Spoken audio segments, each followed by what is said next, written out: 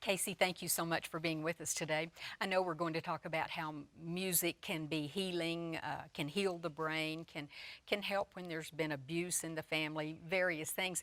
So thank you for wearing your sweater that has the music notes on it. Thank you, Cheryl, and thank you for having me. You're welcome.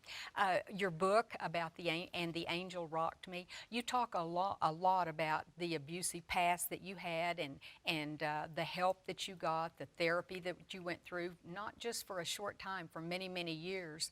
And how did you become so interested in how music is so important in healing? Well, from my studies, I learned that both Plato and Aristotle mentioned music as a healing instrument.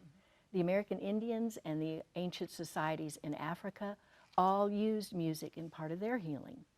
And the Aborigines in Australia have an instrument called the didgeridoo, and that has been used for 40,000 years. They still use it today in healing all kinds of illnesses, broken bones, and torn muscles. Well, how does the brain, I can see how our muscles can be healed after we've broken a limb, but how does the brain rewire itself? Well, it's called neuroplasticity.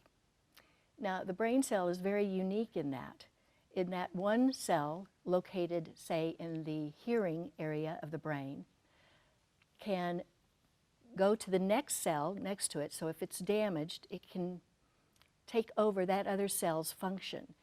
Now, no other part of the body does that. The liver cells do not take over the stomach cells' jobs, but in the brain, they do. That is fascinating, isn't it? It is. Let's show this visual because I think it's important for us to see, since we are talking about music and the healing it does in the brain. Tell us about what this exemplifies.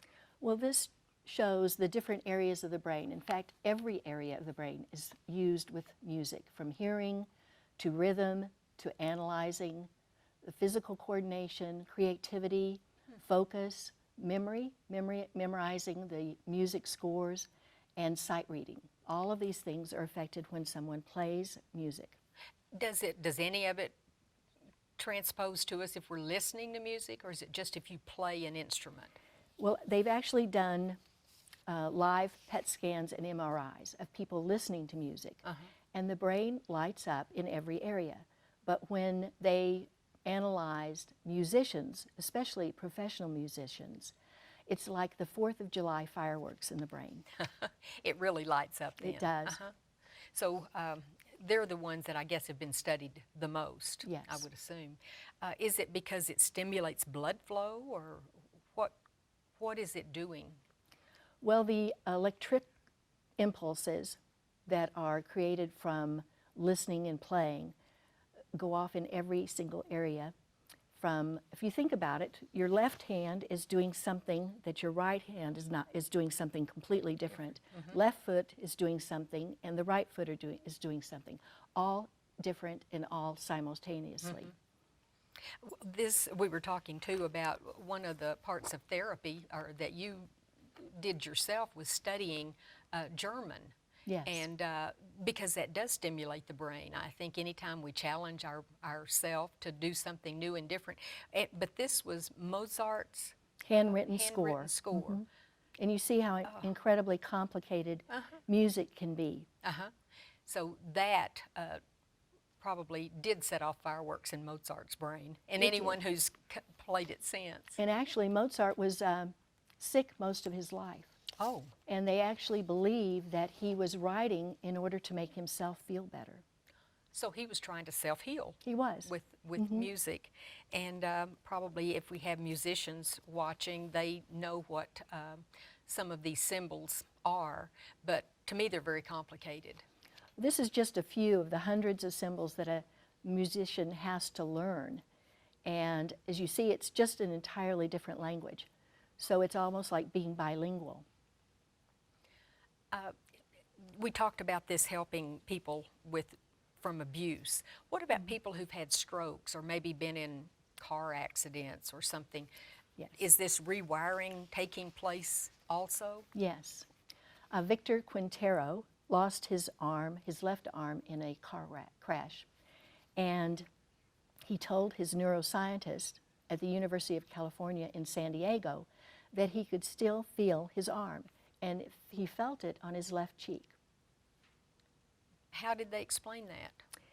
They believe that cells who are located near each other actually can communicate to each other. So the brain receptor cells for his left arm were probably located next to the brain receptor cells at his left cheek.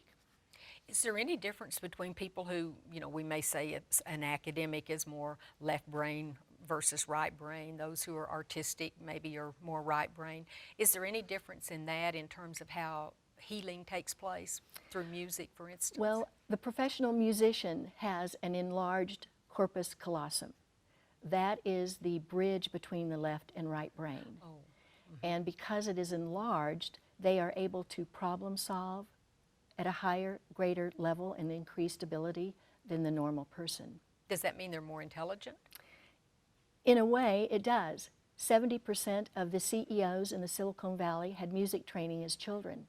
And a concert pianist's brain weighs 30% more than the average American intellectual. 30% more? 30%. That is amazing.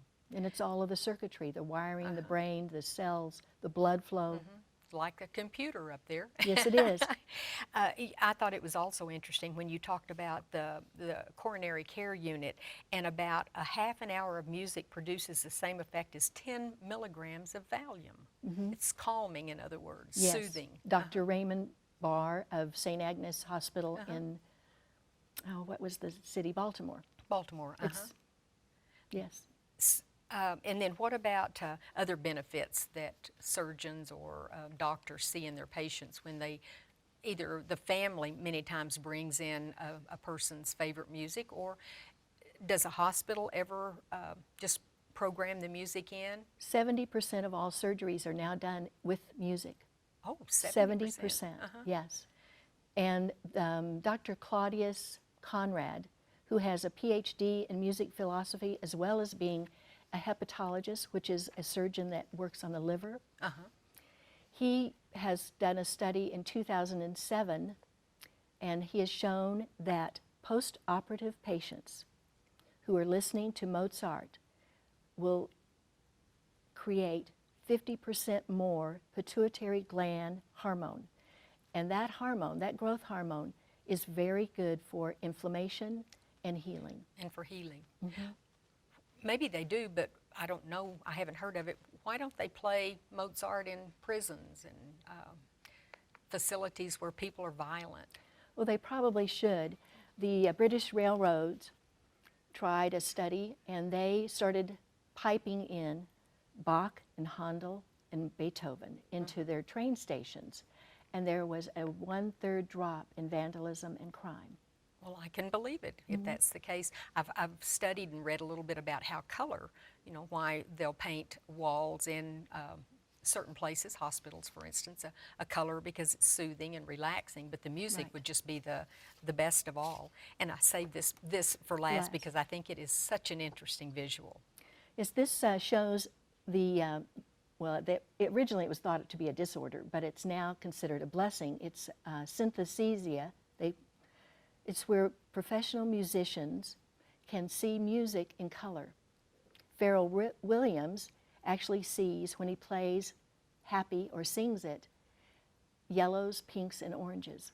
And some of our greatest musicians today, for example, Billy Joel, Lady Gaga, all see music in color.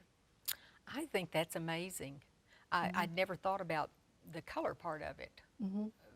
I guess that's the difference between an amateur and a professional. Right. But as long as music is healing, I think that's such a wonderful thing to know, because it's something we can so easily add to our lives, or to if we're having family members or someone suffering. What an easy way to know that we're treating the brain positively. And you know, it's even in Scripture. King Saul was suffering from an illness, and they thought it was an evil spirit. And he asked David, who became king later, to play and sing for him, and the evil spirit vanished. Well, it is. It's amazing to all of us. Well, thank you for coming today, and I encourage people to check out your book because it contains a lot of this on a personal level, things that you went through Yes, it does. personally. Thank you for sharing your story. Thank you so much for having me.